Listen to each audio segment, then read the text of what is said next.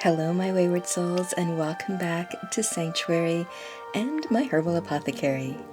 Can you be a green witch if you don't grow your own herbs or can't forage in the wilds? Abso-fucking-lutely. Social media can be both a blessing and a curse, especially if you're new to the path. Often individuals are spellbound by the beauty of videos showing individuals living in nature and harvesting from the wilds or from the seeds that they grew in their beautifully tended gardens.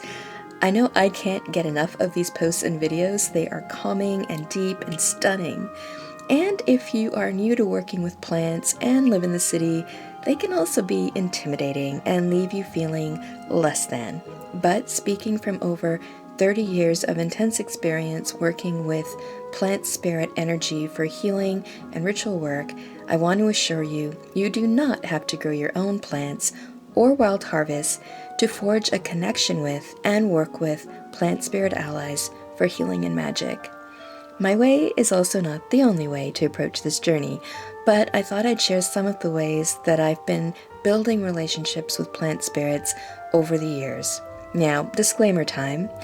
These tips refer to working with non-poisonous plants, which you have already researched, consulted with a medical professional to ensure there are no contraindicators that can affect your health, herbal or allopathic, otherwise prescription, medications. Please also make sure to read the disclaimer in the video. This is simply a sharing of my personal journey. May it inspire you in your own path. The first tip is going to come to no surprise to most of you who've been following me for a while. It is research. Whether it is for magic or spiritual workings, it is essential. I will start with doing my research on the botanical, understanding their herbal actions, energies, and even tastes, for it does speak to their gifts from a healing and magical standpoint. I will deep dive this in a future video, but for example, many herbs and roots deal with detoxification of the blood. On a top level, this speaks to me of ancestral healing through blood purification. Then, as I look at the individual actions of the plants, it fine-tunes the correspondences that I begin to build an association with the plant spirit. From this, I write my Materia Medica Magicus, based on my own connections with the plants, always being mindful of the medicine in the plant and any contraindicators that may affect me.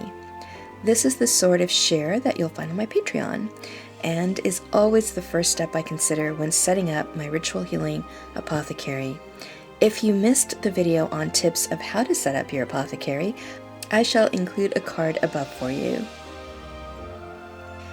The second tip is to court your herbs. Have a monogamous relationship for a while and feel each other out. When getting to know the plant spirit, I will spend at least a week or a few weeks if I'll be working with them internally, opening myself up to their energy vibrations and seeing how it affects me medicinally. I will often start with offering Reiki healing magic to the botanical and a prayer of gratitude and forgiveness. Never forget your herbs were living and that life deserves to be honored.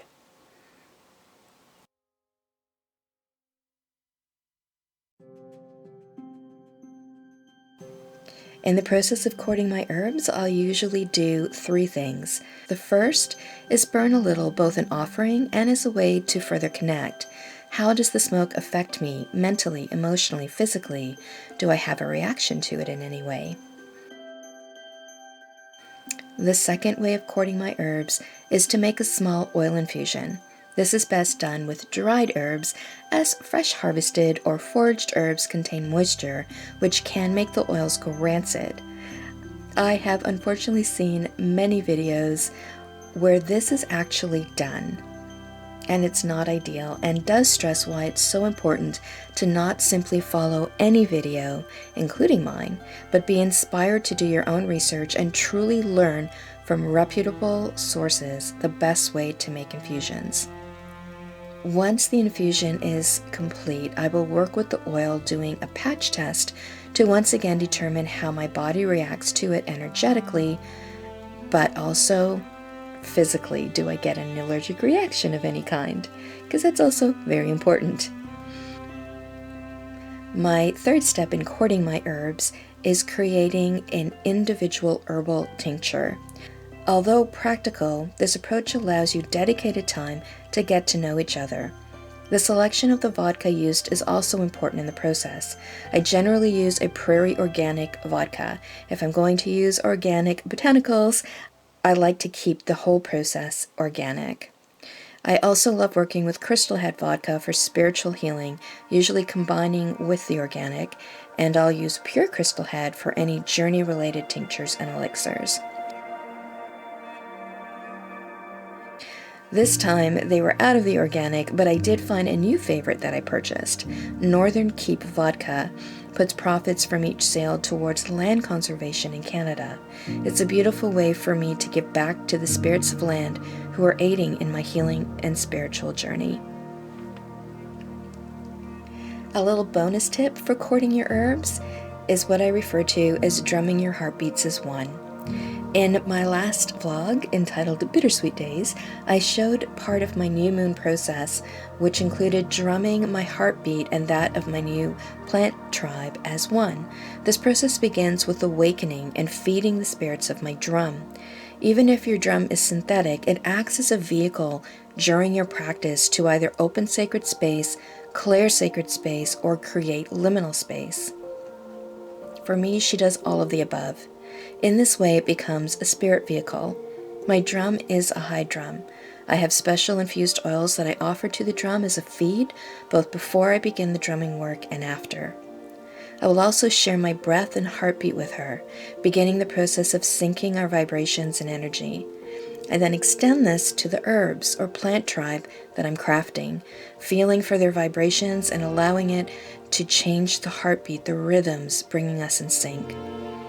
I trust at this point that the herbs understand my intentions with the workings, but I also open myself up to the messages they may have for me. If you don't have a drum, you can do this with chants, songs, poems, prayers, mantras, real mantras. Or you can simply place one hand over the herbs and the other over your heart and sit in meditation with them. I personally need a form of active meditation, so drumming works really well for me, but I also love this simple method of connecting because I didn't always have a drum. My third tip comes out of the second series of tips, which is creating a prayer for each botanical. I believe this is truly important. While I will charge my plants with my intentions before that, I call to the spirit of the plant, and in prayer, I give thanks for its gifts. It was a living creation that was harvested for my consumption. That was a sacrifice that needs to be honored. And then I ask for its aid, calling on each with specific intention. For my Patreon this month, I will actually be sharing the materia medica magicus for the plant tribe that I drummed within this video. It will include this prayer of intention. The fourth tip is making creations ritually. Whether it is for healing, magic, or both, I tend to do this with my herbal creations, from teas, incense, oils, tinctures, bath salts, etc. I begin by welcoming the ancestors of blood, land, and spirit to sacred space, that they may guide my hand in the process and give their blessings to the creations. I then awaken the vessel that will be used to hold the workings into service, turning a simple mason jar into sacred space.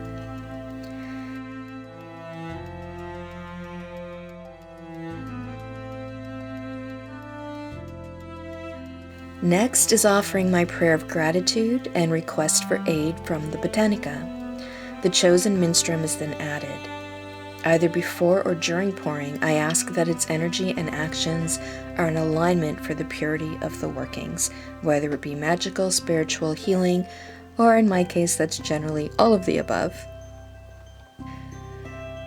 These are basic tips which can further enhance the workings by creating them within crystal grids, on auspicious days of the year, moon phases, depending on your beliefs and personal connections, which brings me to tip number 5. Building your own list of correspondences. Consider this the most important tip. Do not let externally created correspondence lists dictated by another in a book, blog, vlog, etc. what your correspondences for a botanical should be, or a crystal for that matter, or an animal spirit for that matter. Let your connection and relationship with the plant guide you to its purpose in your life, which crystals it might wish to work with, under which planet, moon phase, etc. You will find that if you truly open yourself to the plant, it has many facets and may change who it wishes to work with based on the type of workings that you're asking for help with. Be open to this, and don't be scared to what I refer to as witching off correspondence books. This does not apply to medical traits. Those are scientific and should truly be considered. But in terms of energies, intentions, etc., I hope that makes sense. This was a tricky one to try to explain. The main aspect of the working comes from the spirit of the plant and you. Everything else can add to or enhance the workings, but aren't the primary aspect of it. As a sort of bonus tip, I wanted to speak about liminal space and the web of spiritual connection. My path is animist at its core. I do believe that all things hold wisdom and spirit, and that we are all connected by a web of creation. Unseen, my spirit can drop into this space and connect with the ancestors of bloodland and spirit. I can choose to do this through conscious acts of ritual, setting sacred space and connecting to a dry botanical that I've been called to bring into my life, using many of the tips I've included here. I am a fan of Carl Jung's theories, from the shadow self to the collective unconscious. I take this a step further, for I believe as we begin to awaken to spirituality, we become part of a spiritual consciousness. When awakening into this level of consciousness, at first it may present itself to some in an unconscious connection, coming through in dreams, astral projection, dream walking, remote viewing, automatic writing. I've heard of so many different ways from my lightworker, healers, and witchy shamanic friends. Eventually, it may develop as one of the many spiritual sensory skills, clairsentience, clairaudience, clairvoyance. Or it can be as simple as that in your gut feeling, that intuition. Think about how you choose your crystals, books, friends. There's a knowing. Finally, we begin to acknowledge and embrace consciously this spiritual web of connection. It's through this web that I connect with not just my kindred of the Botanica kingdom, but the animal spirits, crystal spirits, and a few other spirits as well. My next video in this series will be sharing 5 practical tips for creating your tinctures. Also, I'll be launching a new blog website in June 2021 to mark my 1-year anniversary on YouTube. And one of the posts that I will be working on is including the differences between a decoction, syrup, tinctures, and elixirs. Oh my! I've also had requests to do a more in-depth deep dive on tinctures themselves, so that will either be on Patreon or on the blog site. I'm still trying to figure out the logistics.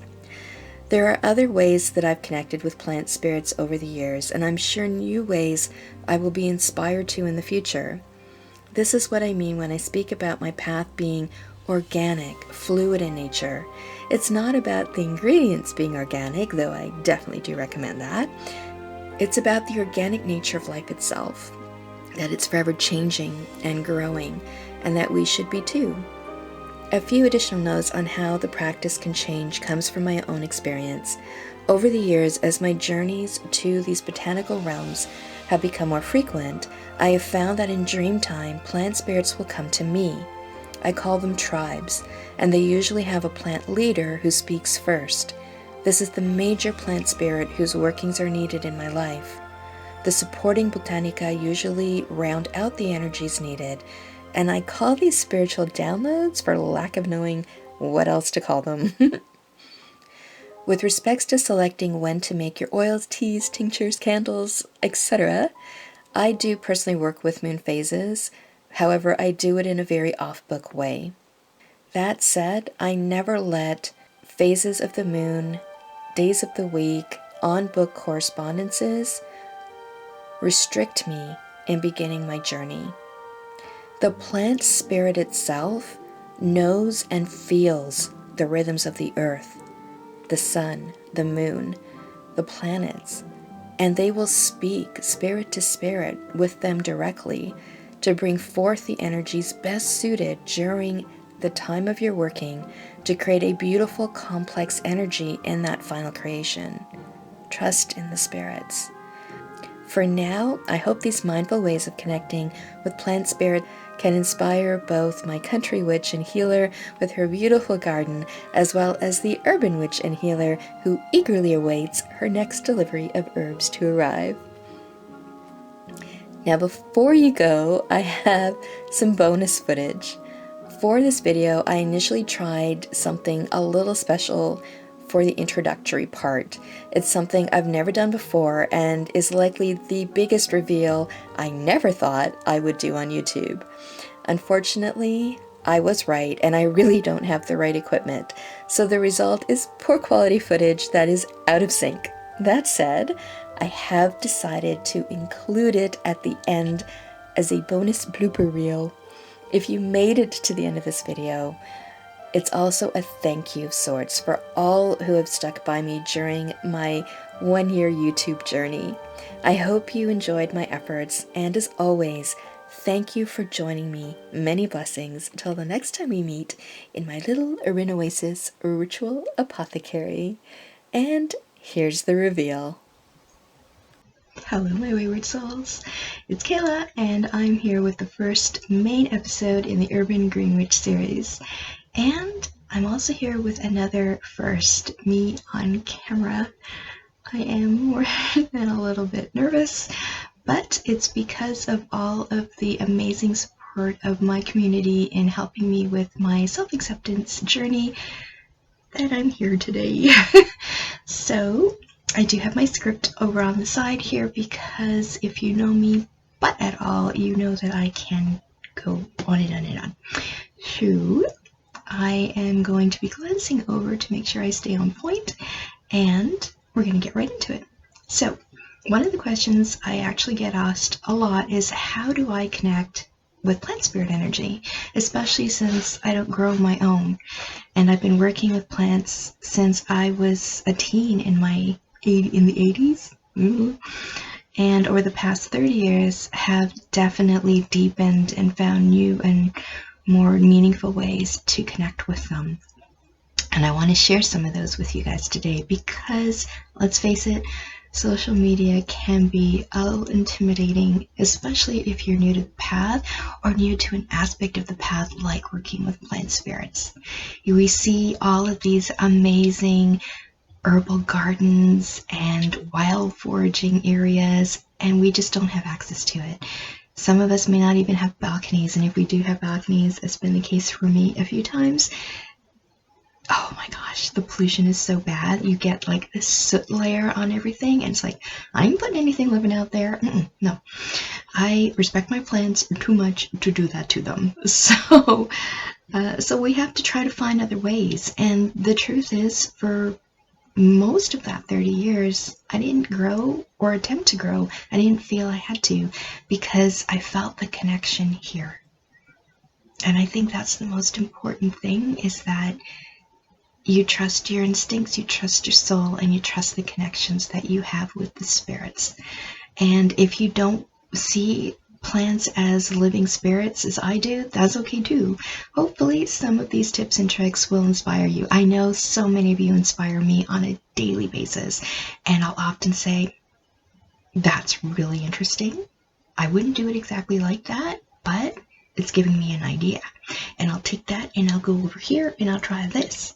And that is okay. That's actually better than following something exactly the way someone else is doing it, because it means you're finding your way. And I think that is the beauty of the evolution of our path, because even some of the things that I'm doing now, they're going to change. They're going to evolve.